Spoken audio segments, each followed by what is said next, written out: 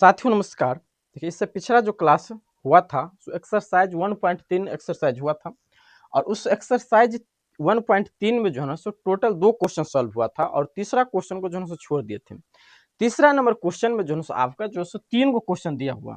देखिए तीसरा number question में आपका 3 क्वेश्चन दिया, जिसमें पहला सवाल दिया है 1/√2, दूसरा क्वेश्चन दिया है 7√5 और तीसरा क्वेश्चन है 6+√2।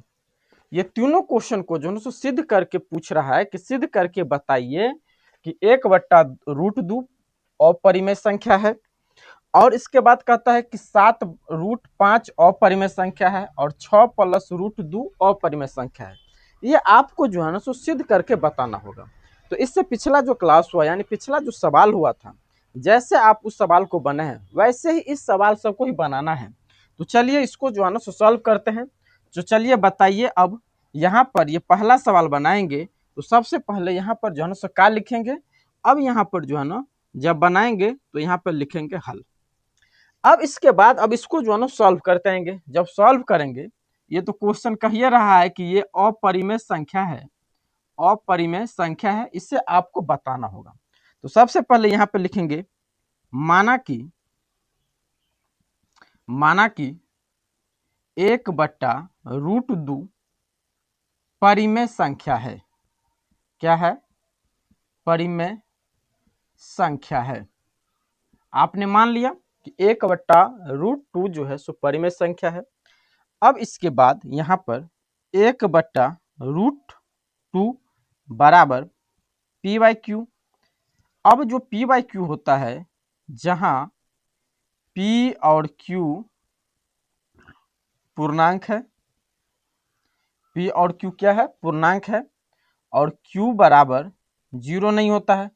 यही अपरिमेय संख्या का जो है ना उदाहरण है, परिभाषा है। अब इसको यदि आप सॉल्व करोगे, अब यहाँ पे देखिए क्रॉस गुना यदि करते हैं तो q बराबर हो जाएगा √2p। q बराबर √2p। अब यहाँ पर ये जो है सो p जो है सो गुना की स्थिति में है, यदि आप इधर लाएंगे तो ये भाग की स्थिति में हो जाएगा। तो q/p बराबर √2, q/p बराबर √2 हो जाएगा। अब यहाँ पे देखिए ये √2 जो है सो अपरिमेय संख्या है और p/q जो है सो परिमेय संख्या है। तो यहाँ पे लिखेंगे pq/p या p/q, बात लिखी है। q/p परिमेय संख्या है, परिमेय संख्या है, और √2 अपरिमेय संख्या है, अपरिमेय संख्या है।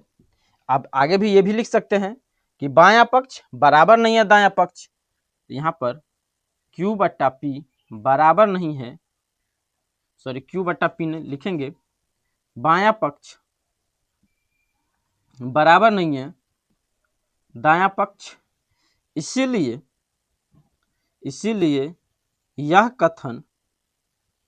कथन विरोध उत्पन्न करता है। क्या करता है? विरोध उत्पन्न करता है। इसलिए यहां पर आइए, इसलिए 1/√2 अपरिमेय संख्या है। 1/√2 अपरिमेय संख्या है। यही जो है ना सो आपको प्रूफ करना था, यही जो है सो आपको प्रूफ करके दिखाना था कि बताइए कि 1/√2 जो है सो परिमेय संख्या कैसे हुआ। ये तो आपका पहला क्वेश्चन था। देखिए दूसरा क्वेश्चन, देखिए दूसरा क्वेश्चन आपका ये है कि 7√5।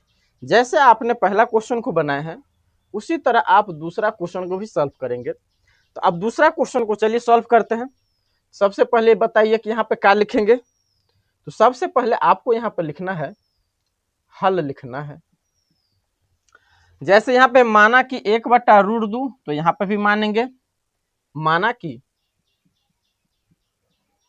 कि यहाँ पे संख्या बदल जाएगा, जो देखिए बनाना है आपको सेम ऐसे ही, सिर्फ संख्या बदलना है। माना कि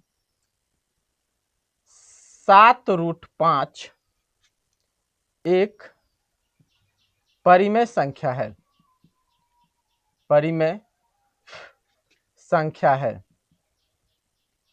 परिमेय संख्या है। अब यहां पर आपका 7√5 है, तो 7√5 बराबर P बटा Q, जहां P और Q पूर्णांक है और Q बराबर 0 नहीं। अब ये जो 7/5 बराबर P बाई Q, इसको आप यहाँ पे कुछ नहीं है तो 1 है। अब P बराबर आपका हो जाएगा 7√5P, 7√5P। अब यहाँ पर P गुना में है, इधर आएगा तो क्या में हो जाएगा बताइए, इधर आएगा तो ये भाग में हो जाएगा, यहाँ पे Q होगा, यहाँ पे Q होगा, तो P ये आ जाएगा इधर, तो बट्टा में आ जाएगा भाग में, तो P बाई Q बराबर 7√5, या इसको और आगे आप सॉल्व करोगे, या अब यहाँ पर देखिए ये 7 जो है सो गुना में दिया हुआ है, तो गुना में जब दिया है तो नीचे आएगा तो ये भाग में आ जाएगा, P बट्टा 7Q बराबर √5। P बट्टा 7Q, यहाँ पे 7 गुना में है, नीचे आप लाएंगे तो भाग में आ जाएगा, तो P बट्टा 7Q बराबर √5। अब यहाँ पर देखिए ये संख्या जो है √5, ये संख्या अपरिमेय संख्या है, जबकि ये संख्या परिमेय संख्या है। तो आप लिखेंगे कि P बट्टा 7Q, यहाँ पे लिखेंगे अतः P बट्टा 7Q एक परिमेय संख्या है, परिमेय संख्या है, जबकि √5 अपरिमेय संख्या है, अपरिमेय संख्या है। अब फिर यहां पे आप लिखेंगे बायां पक्ष बराबर नहीं है दायां पक्ष, बायां पक्ष बराबर नहीं है दायां पक्ष,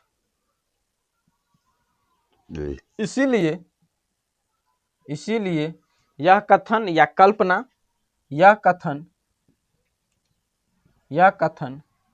विरोध उत्पन्न करता है, विरोध उत्पन्न करता है, विरोध उत्पन्न करता है, यह कथन विरोध उत्पन्न करता है। अब यहां पर जब यह कथन विरोध उत्पन्न करता है तो आपको पूछ रहा है 7√5, इसीलिए 7√5 एक अपरिमेय संख्या है, अपरिमेय संख्या है। देखिए इस सवाल में कुछ ऐसा था नहीं, अपरिमेय संख्या, यही आपको प्रूफ करके दिखाना था। इसमें पहला क्वेश्चन हो गया, तीसरा नंबर में पहला हो गया, दूसरा हो गया। अब चलिए लगले हाथ तीसरा क्वेश्चन को भी सॉल्व करते हैं। अब आप अपने से भी क्वेश्चन को सॉल्व करते हैं, तो चलिए इसके बाद अगला क्वेश्चन, तीसरा नंबर क्वेश्चन को देखते हैं। तीसरा नंबर क्वेश्चन का ये सवाल जो है, ये तीसरा नंबर क्वेश्चन आपको सॉल्व करना है 6 + √2। तो इसको भी आप वैसे ही बनाएंगे जैसे पहला दूसरा क्वेश्चन बनाए, जैसे यहाँ पे आप माने हैं, तो तीसरा नंबर सवाल में भी आपको ऐसे ही बनाना है। माना कि यहाँ पर आप लिख देंगे हल, बनाने से ऊपर हल लिखेंगे। माना कि 6 + √2 एक परिमेय संख्या है, एक परिमेय संख्या है। अब यहां पर आपको हो जाएगा 6 + √2 बराबर P बाई Q, यहाँ पे आप लिखना नहीं भूलेंगे, जहां P बाई Q लिखिए या P और Q पूर्णांक है और Q बराबर 0 नहीं। अब इसको आप सॉल्व करोगे, यहाँ पे देखिए, यहाँ पर यदि कुछ नहीं है तो नीचे में 1 है। अब इसको क्रॉस आप गुना करोगे तो P बराबर क्या हो जाएगा, P बराबर हो जाएगा 6, या नहीं तो इधर देखिए, आप ऐसे रखोगे √2 बराबर P बट्टा Q, और ये 6 को आप उठा करके उस साइड लाएंगे, उस साइड आप लाओगे उठा करके तो ये -6 हो जाएगा। इसमें देखिए, इसमें कुछ ज्यादा दिमाग लगाने की आवश्यकता नहीं है। अब यहाँ पर आप देखिए, ये जो संख्या है √2 जो है, यानी √2 जो है, सो ये जो है ना सो अपरिमेय संख्या है, जबकि ये जो है सो परिमेय संख्या है। इसके नीचे में कुछ नहीं है तो 1 है।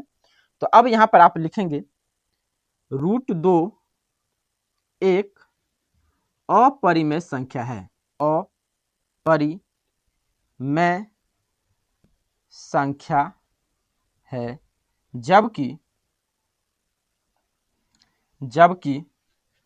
P बट्टा Q घटे 6 एक परिमेय संख्या है, परिमेय संख्या है, परिमेय संख्या है। अब आगे लिखना है बायां पक्ष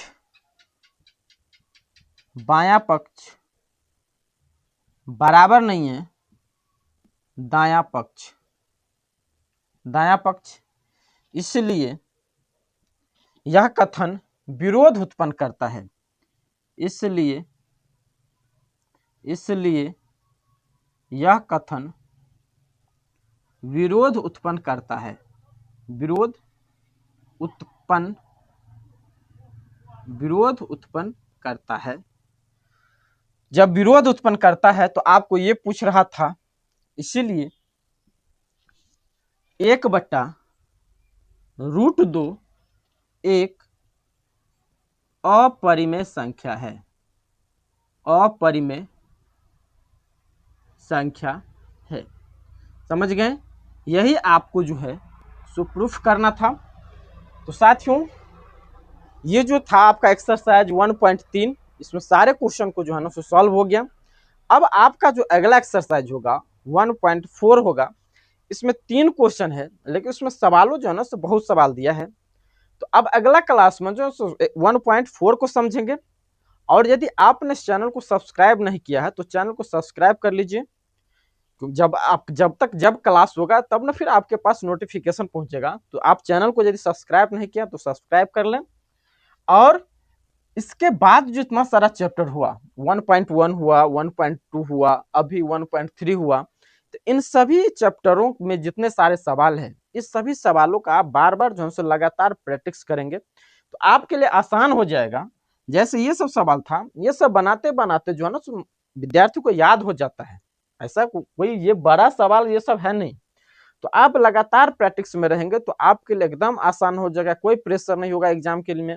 लेकिन आप जो है ना सो पढ़ लिए और फिर कहीं किताब कॉपी में रख दिए, उसको फिर कभी देखे नहीं, तो ये थोड़ा थोड़ा क्वेश्चन जो है ना एक दिन बहुत बड़ा क्वेश्चन, बहुत संख्या में क्वेश्चन हो जाती है, जिसके कारण क्या होता है एग्जाम के समय उतना को पढ़ पाना बहुत टफ काम हो जाता है। इसलिए आशा करता हूँ कि आप जो है ना सो लगातार प्रैक्टिस में रहेंगे। समझ गए? तो चलिए अब आज के लिए इतना ही रहते हैं, फिर मिलेंगे आपको अगले चैप्टर में 1.4 में। तब तक के लिए धन्यवाद।